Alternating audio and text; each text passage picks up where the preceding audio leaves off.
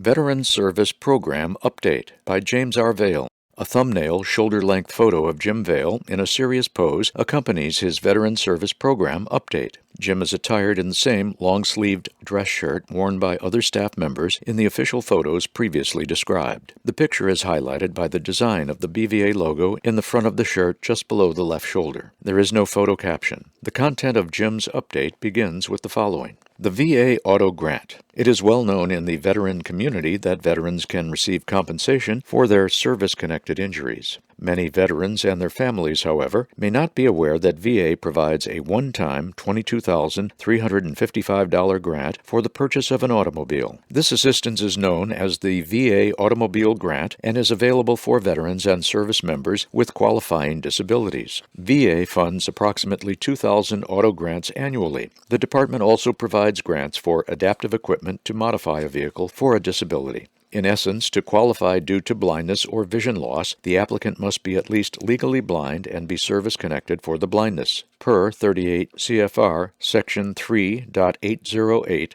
the veteran or service member must have one of the following conditions. 1. Loss or permanent loss of use of one or both feet. 2. Loss or permanent loss of use of one or both hands. 3. Permanent decreased vision in both eyes. 20/200 vision or less in the better eye with glasses, or greater than 20/200 vision but with a visual field defect that has reduced peripheral vision to 20 degrees or less in the better eye. 4. A severe burn injury. 5. Amyotrophic lateral sclerosis, ALS. Or 6. Ankylosis in one or both knees or hips. In this latter case, the qualification is for an adaptive equipment grant only. Until self-driving, fully autonomous vehicles are perfected, why would a blinded veteran who cannot drive need an auto grant? If ever asked this question, an appropriate response may be, why do drive-through ATMs have Braille? All jokes aside, although a blinded veteran cannot drive, there may be a spouse or other family member who can drive for the blinded veteran. Not everyone lives in an area with accessible public transit or paratransit.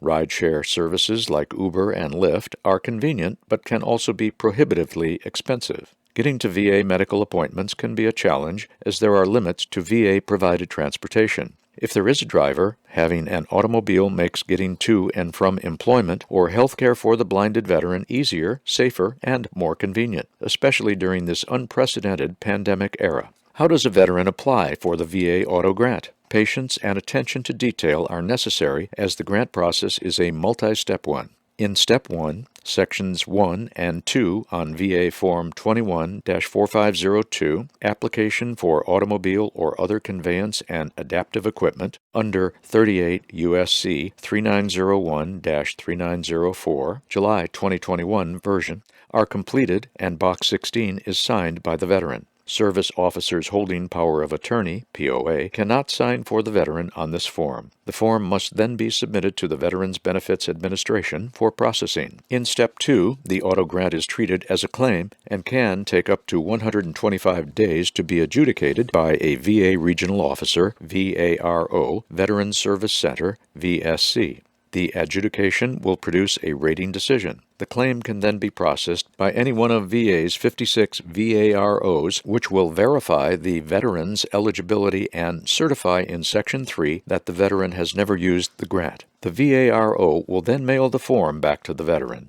Step 3 entails the veteran taking the VARO/VSC certified 21-4502 form to a vehicle seller, such as a car dealer, and negotiating a purchase. The seller completes Section 4, and the veteran signs Box 33A in this section. The seller or the veteran mails or faxes Form 21-4502 and the sales contract to the Veterans Regional Office of Jurisdiction, ROJ, which should be identified in the VA notification letter that was sent with the VARO/VSC certified 21-4502. Step 4 is the approval or denial by the ROJ's Finance Division, not the VSC, which will search VA's finance records and databases to see if the auto grant has ever been paid to the veteran. If no prior grant payment is found, the ROJ Finance Division will authorize the grant payment.